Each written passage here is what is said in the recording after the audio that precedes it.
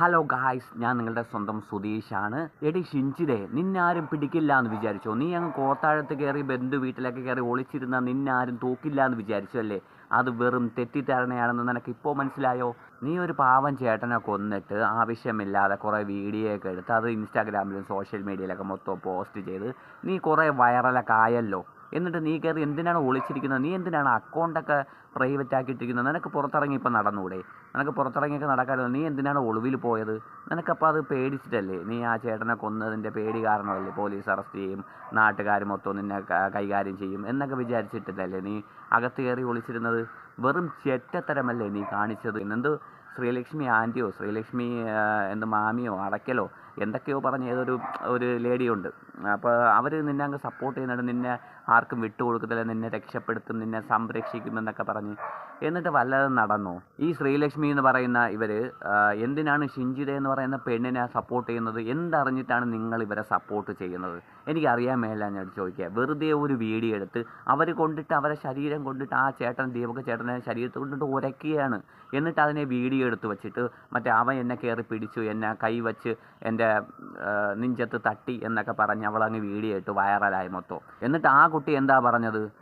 തൊട്ടടുത്ത് നിന്ന് വേറെ ഏതൊരു കുട്ടിക്ക് ഇങ്ങനൊരു സംഭവം നടന്നു, ആ കുട്ടി അത് ഞാൻ കണ്ടിട്ടാണ് ഞാൻ അതുകൊണ്ടാണ് എന്നിട്ട് എൻ്റെ മേലേലും പുള്ളി വന്നിങ്ങനെ തട്ടി, അതുകൊണ്ടാണ് ഞാൻ വീഡിയോ എടുത്തത്. ആ വീഡിയോയിലൊന്നും ഞാൻ കണ്ടില്ല പുള്ളി അങ്ങനെയൊന്നും ചെയ്യുന്നതായിട്ട്, ഞാനൊന്നും കണ്ടില്ല. അറ്റ്ലീസ്റ്റ് അടുത്ത് നിൽക്കുന്ന ആൾക്കാരെങ്കിലും കാണണ്ടേ? അവർ പോലും കണ്ടില്ല. യാത്രക്കാർ കണ്ടില്ല, ഡ്രൈവർ കണ്ടില്ല, കണ്ടക്ടർ കണ്ടില്ല, നിങ്ങൾ ആരും കണ്ടില്ല. ആ ക്യാമറ, ബസ്സിൻ്റെ അതൊരു ക്യാമറ വെച്ചിട്ടുണ്ടായിരുന്നു, അതിൽ പോലും കണ്ടില്ല. ഈ ദീപക് ചേട്ടനെ ഈ ലക്ഷ്മി അറക്കൽ എന്ന് പറയുന്ന കുട്ടി ദീപക് ചേട്ടനെ അപമാനിച്ചു, മരിച്ചത് നന്നായി എന്ന് പറഞ്ഞു. അപ്പോൾ എന്നിട്ട് ഈ കുട്ടി അത് ആളുകൾ പറഞ്ഞ് ഇവളെ പരിഹസിച്ചപ്പോഴാണ് ഇവക്കത് കൊണ്ടങ്ങ് കയറി. എന്നിട്ട് അവൾ പോലീസിൽ കേസ് കൊടുക്കുകയാണ്. എനിക്ക് സൈബർ ആക്രമണമാണ്, എന്നെ ആൾക്കാരിങ്ങനെ ഉപദ്രവിക്കുന്നു, ഇങ്ങനെ വീഡിയോയിലൊക്കെ എന്നെ പറയുന്നു, എൻ്റെ ഫോട്ടോസൊക്കെ കാണിക്കുന്നു. ഗൈസ്, എനിക്ക് ഒരു കാര്യം കൂടെ പറയാനുണ്ട്. ഈ ഷിഞ്ചിനെ അറസ്റ്റ് ചെയ്യാൻ പോയപ്പോൾ കേരള പോലീസ് യൂണിഫോം ഇടണമായിരുന്നു അല്ലേ? അത് പക്ഷേ ഇവർ ചെയ്തില്ല. യൂണിഫോമൊന്നും ഇടാതെ വേറൊരു കാറിലൊക്കെയാണ് വന്ന് ഷിഞ്ചിനെ അറസ്റ്റ് ചെയ്തുകൊണ്ട് പോയത്. പക്ഷേ ഇവരെ യൂണിഫോമൊക്കെ ഇട്ട് പോലീസ് ജീപ്പിൽ തന്നെ വലിച്ചിഴച്ച് വിലങ്ങൊക്കെ വച്ചുകൊണ്ട് കയറ്റണമായിരുന്നു. എങ്കിലേ നാട്ടുകാരെല്ലാം കണ്ട് ഒരു ഗുമ്മ് വേണ്ടായിരുന്നോ? ഒരു ചേട്ടനെ കൊന്നെന്ന് പറഞ്ഞ ആ കുറ്റത്തിൽ കൊലപാതകയെ എങ്ങനെ പോലീസൊക്കെ അറസ്റ്റ് ചെയ്തുകൊണ്ട് പോകുന്നത്? അത് നല്ലൊരു കാര്യമാണ്. അല്ല, പിന്നെ ഒരു കാര്യം ഞാൻ ശ്രദ്ധിച്ചു, ഇവൾ പർദ്ദയൊക്കെ ഇട്ട് മറ്റേ ഫുള്ള് മൂടിക്കെട്ടിയാണ് വന്നത്.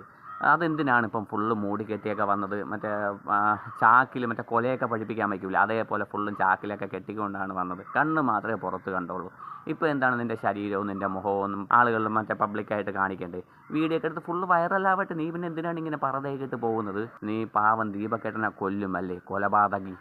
നീ വെറും നീചമായ സ്ത്രീയാണ്, ദുഷ്ട.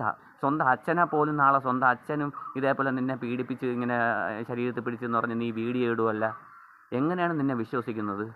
നിന്നെ വെറുക്കണം. നിൻ്റെ നാട്ടുകാരും നിൻ്റെ കുടുംബക്കാരും നിൻ്റെ അച്ഛനും അമ്മയും ബന്ധുക്കളും എല്ലാം നിന്നെ വെറുക്കണം. നീ ഒറ്റപ്പെടും. നീ കാണിച്ച ചെറ്റത്തരത്തിൽ ഇനി മേല നീ ഒറ്റ മനുഷ്യരോടും ഇനി ഇങ്ങനെ കാണിക്കരുത്, കേട്ടല്ല?